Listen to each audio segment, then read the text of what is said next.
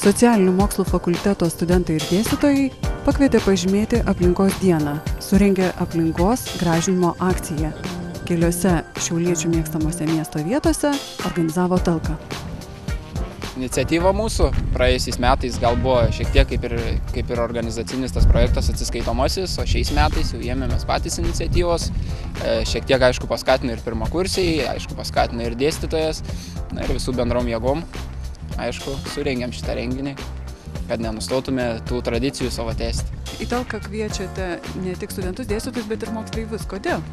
Dėl to, kad iš tikrųjų moksleivius yra lengviau pasikviesti ir juos prikalbinti daryti gerus ir gražius darbus, o studentai, manom, kad yra labiau užimti, vis dėlto darbai ir poilsis, todėl su jais yra sunkiau susikalbėti ir juos prisikviesti. Mes prieš savaitę laiko paskelbėm plačiai žiniasklaidoje, kad prašom visi dalyvaukit, bet žmonės visi užsiėmė, turi savo darbas, ir kas čia penktadienio dieną skirs, kad kažkur rinkti šiukšles, kažkam iš tikrųjų čia formaliai priklauso ir rinkti, ir vežti ir panašiai. Bet įdomu, kad su tai žmonėm, kurie čia privalo tai daryti, mes nesusikalbėjom. Tokios akcijos tai būtinos. Tie mokinukai, kurie renka šiukšles, jie mielai čia ateis ir žinos, kad rinko. Ir kitą kartą jie mokės paimti tą šiukšlę, o net viršiai numesti ir nežinot, galvot, kad čia taip turi būti.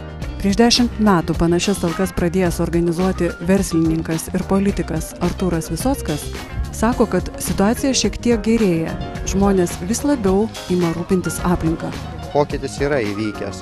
Vis daugiau žmonių renkasi į talkas ir daro, sakykime, darbą, kurio praeitie nedarė.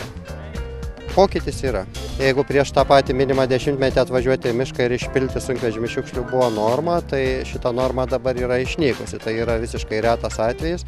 Lygiai taip pat ir Salduvės parke. Iš esmės žmonės tapo supratingesni ir daugybės dalykų, kurie buvo praeitie, jau nebėra.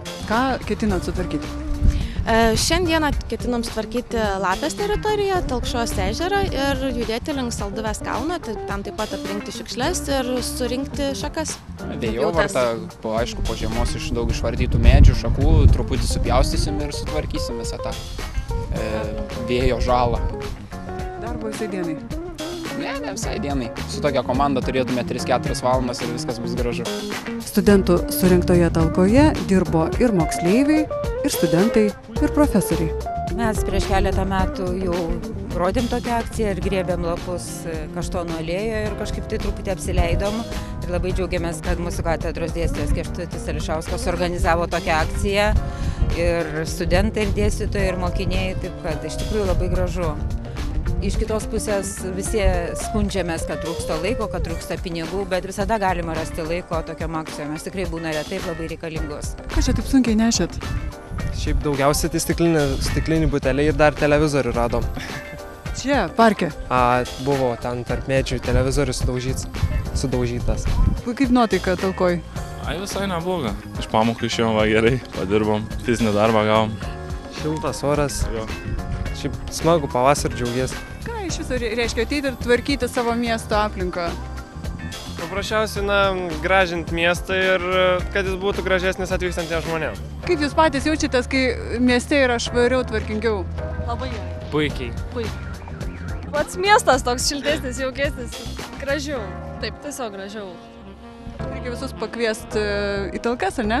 Taip, būtinai. Labai kviečiame. Prisijunkit. Kiekvienais metais vyksta talkas, labai kviečiam prisijungti. Bet reikia, kad žmonės patys norėtų, tiesiog neišeitų, kad iš pamokų visokių, o tiesiog, kad patys norėtų čia ateiti padėti. Savanoriškai.